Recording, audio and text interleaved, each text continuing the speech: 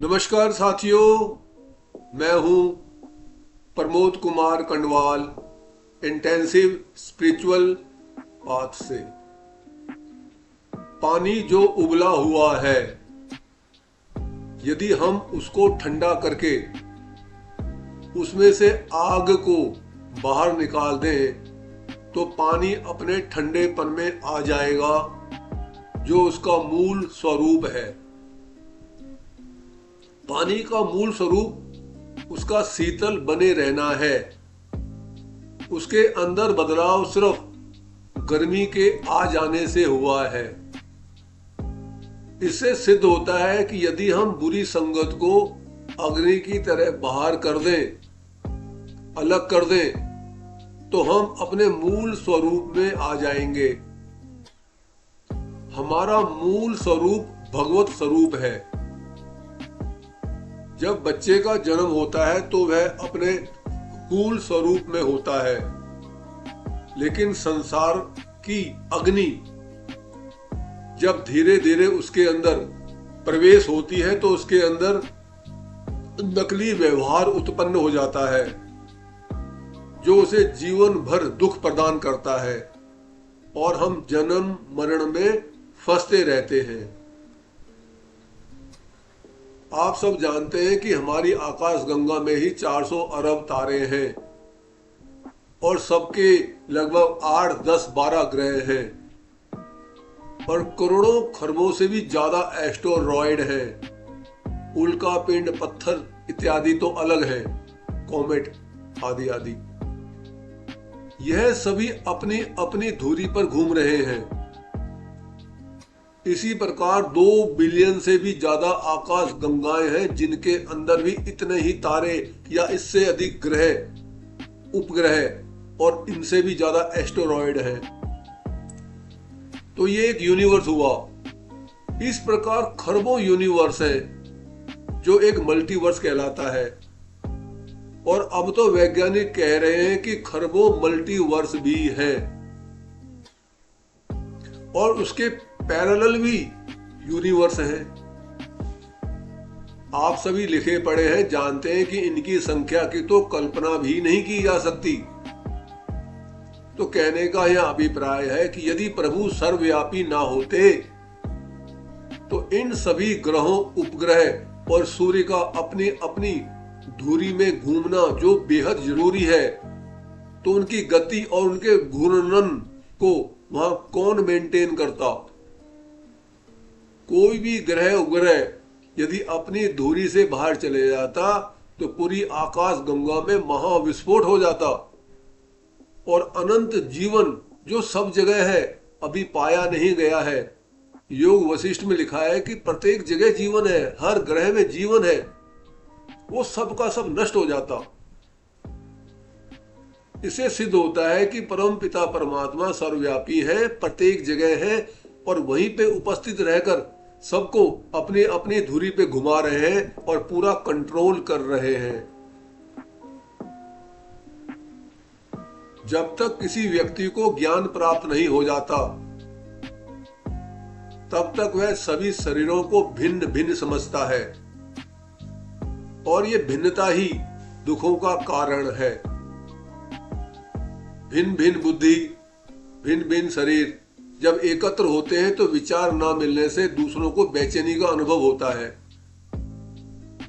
आम व्यक्ति एकांत में ही स्वस्थ रह सकता है, दूसरे की मौजूदगी उसको तनाव उत्पन्न करती है, जिससे अहंकार बढ़ता है। अकेले में अहंकार उत्पन्न नहीं होता। भीड़ के अंदर मनुष्य स्वाभाविक रूप से नहीं रह सकता, उसको नैतिकता, शिष्टाचार का बनावटी मुखौटा लगाना पड़ता है। इसलिए बड़े बड़े लेखक, वैज्ञानिक हमेशा एकांत चाहते हैं। वह दूसरों की उपस्थिति के अंदर बेचैनी अनुभव करते हैं। मगर हमारे ग्रंथ और संत कहते हैं कि जो तत्वज्ञानी संत है, वो संसार के अंदर भीड़ भाड़ में रहते हुए भी बेचैनी महसूस नहीं करते। उनकी दृष्टि में सारा ब्रह्मांड इस परमात्मा का एक विस्तार है।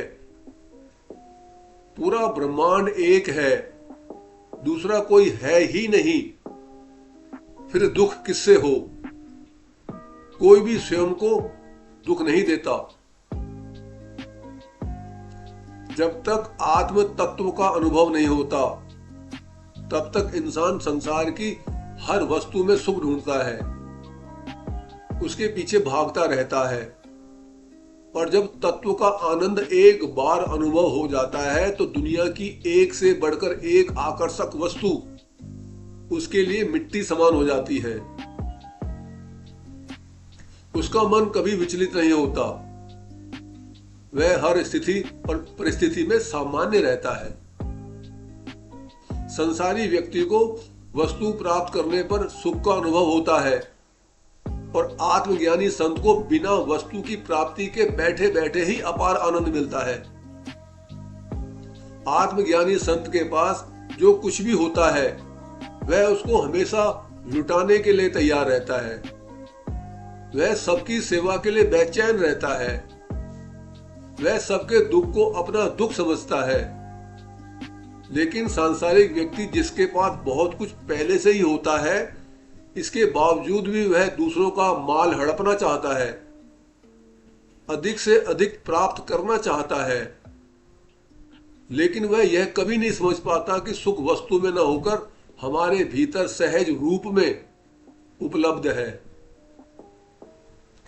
धन की आवश्यकता होने से धन नहीं मिलता, पर परमात्मा की आवश्यकता होने से परमात्मा मिल जाते हैं।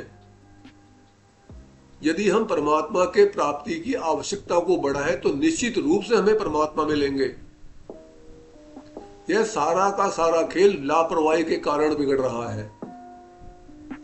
चलते फिरते उठते बैठते खाते पीते यदि हम परमात्मा की चाह करें, उसको याद करें, संतों और ग्रंथों के अनुसार साधना करें तो हमें परमात्मा की प्राप्ति हो जाएगी।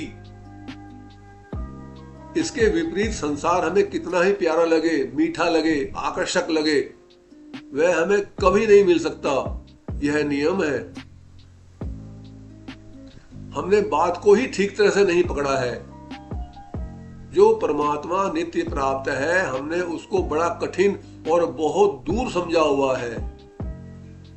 संसार कभी मिला नहीं, कभी मिलेगा नहीं, कभी मिल सकता नहीं, उसको हमने अपने नजदीक मान रखा है।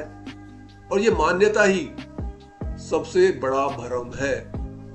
जो संसार एक क्षण भी स्थिर नहीं रहता,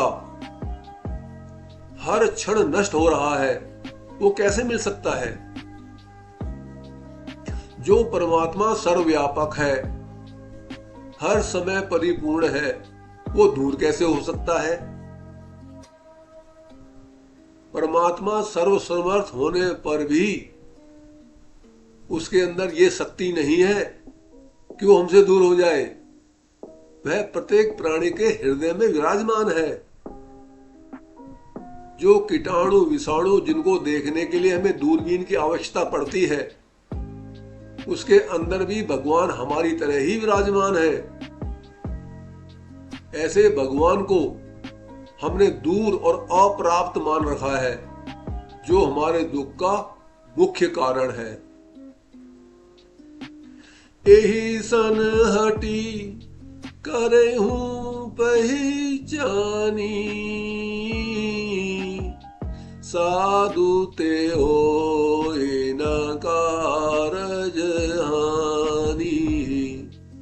जब हनुमान जी सीता की खोज में लंका पहुंचे तो उन्होंने देखा कि रात का समय है, सभी राक्षस मांस मदिरा में लीन हैं। अचानक उनको एक भवन से राम राम की ध्वनि सुनाई दी, तो उन्होंने अपना छोटा रूप बनाया और पहचान लिया कि यह तो कोई राम भक्त है, जो ऐसी विकट स्थिति में भी श्री राम जी की भक्ति कर रहे हैं। उन्होंने फैसला किया कि मैं स्वयं इन्हें अपना परिचय दूंगा और बताऊंगा कि मैं सीता माता जी की खोज में आया हूं। यदि इन्हें पता होगा तो यह मुझे जरूर बताएंगे, और नहीं पता होगा तो मेरी शिकायत रावण से नहीं करेंगे, क्योंकि ये महान साधु हैं, सज्जन हैं, ईमानदार हैं, अपने आराध्य के लिए वफादार हैं। ऐसे महान साधु से यदि मुझे लाभ नहीं होगा तो कोई हानि भी नहीं होगी। संगति यदि उत्तम होगी, मनुष्य नहीं होगा अभिमानी। साधु से यदि लाभ ना हुआ तो होगी नहीं कभी हानि। यदि संदेश आपको ज्ञानवर्धक तथा उपयोगी लगता है तो आप चैनल को सब्सक्राइब तथा वीडियो को लाइक, कमेंट और शेयर भी कर सकते हैं, ताकि रिलीज होने वाले सभी वीडियो का नोटिफिकेशन आपके साथ साथ आपके प्रियजनों को भी मिलता रहे। गुरु भगवान सबका कल्याण का।